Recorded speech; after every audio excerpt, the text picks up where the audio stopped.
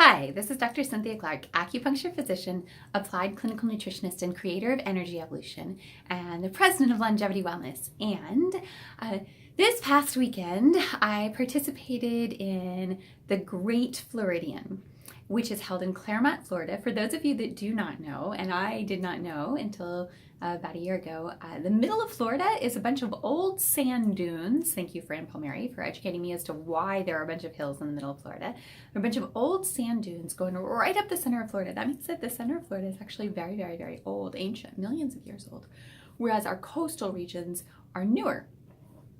So the Great Floridian Triathlon takes place in these hills, and let me tell you, they're pretty intense. I didn't think that Florida had it in her, but it really does. So I have some learning lessons from this weekend. There were 19 different races that took place on race day. People were doing anywhere from a sprint triathlon, which is the shortest of all the distance, to an Ironman distance triathlon. This wasn't an Ironman sponsored race, but it was only in name that it differed because the lengths were all exactly the same. It's put on by Sunny Sports. Summer Sports, I think is the name of it. Summer Sport, SOMMER Sports. And it is a very ambitious race. The last race I did was the St. Anthony's Triathlon, and it's in St. Petersburg. This is all relevant, so I'm not just boring you with the race details.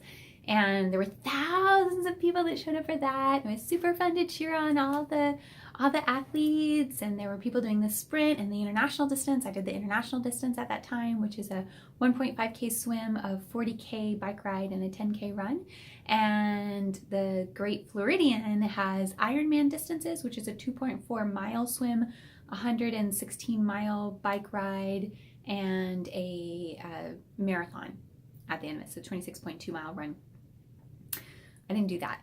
Differences in terrain is that it's grueling in Claremont because of these hills and also because of the temperature. It was about 92 degrees on this day and humid, and it's just the heat and humidity and hills. It is all like that. So I have some lessons that I learned, and the first one was preparation and the right kind of preparation. So this event needed to be, you really needed to train very specifically for these hills.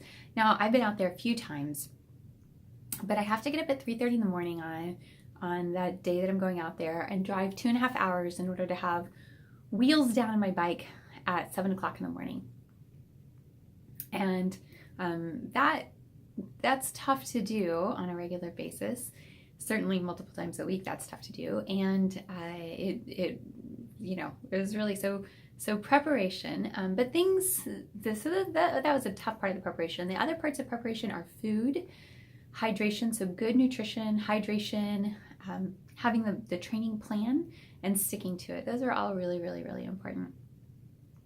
And I could tell you about all my race day details, but what I want to share with you are the lessons that I've learned. The other thing is I've talked to a number of different triathletes in recent years about how powerful support is. So these are Ironman competitors. These are like the elite of the elite. They're like working their tail feathers off, and they're just doing it. But let me tell you, it is hard out there on the course. And it doesn't matter what course it is. If you're doing a 112 mile bike ride, it's just hard. If you're doing a marathon, it's just hard.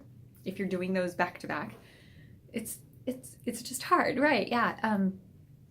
And you're battling with every fear, insecurity, uncertainty, doubt that you have ever experienced in your entire life, and it comes out on the course. And you're really like confronting your demons. And I certainly was on the race course. I was like yelling at the top of my lungs that this is me and God, and I wasn't going to give up for any mental or spiritual reason. That no part of my brain was going to take me down. So if you have an athlete, or whether it's a race or just in life, positive encouragement, cheerleading, saying the things that are kind and respectful that are inside your head that you might forget to say because a lot of things come out of our mouth, but sometimes we say the ones that are least helpful, and we don't say the ones that would really mean a lot, even if that person isn't 100% comfortable receiving it.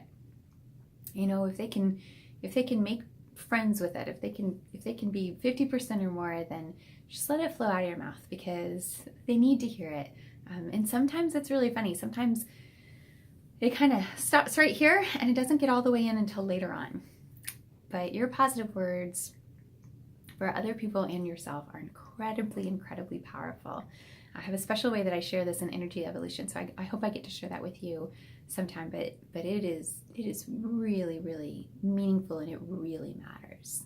I know so many Ironman competitors that either never had any support or they had support in one race and didn't have it in another, and like across the board, all of their times were faster. They were always faster when they had support.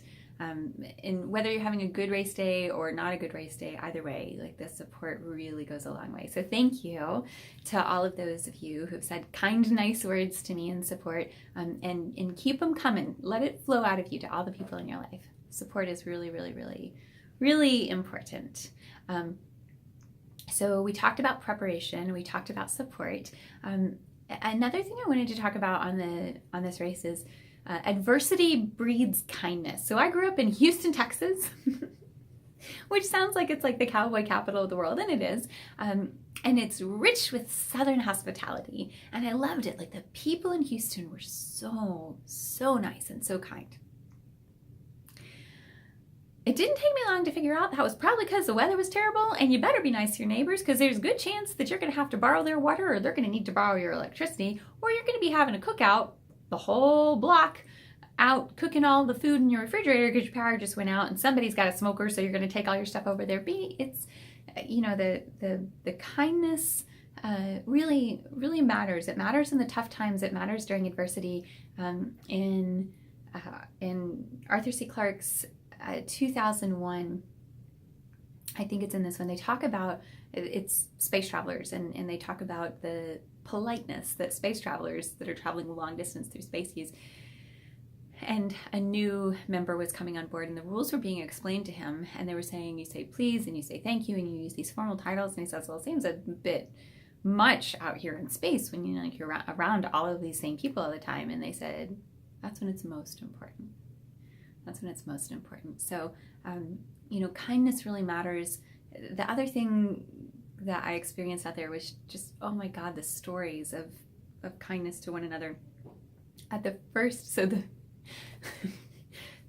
when the first thing that happens to me is this gentleman like zooms past me, and I'm like, yeah, good ride, good job, man, because that's what I do with everyone that passed me. Have a great race. And then I look down at the bottom right calf. We all have our ages on our bottom right calf. And so I look down at his calf as he goes by, because he's going uphill. 73 years old. Just passes me like I'm standing still. And I'm like, geez, there's a guy following him. And he chuckles. And I'm like, guess you've been hearing that a lot. And he's like, yep, just try to keep up with him. I'm like, all right. Yeah, so inspiring.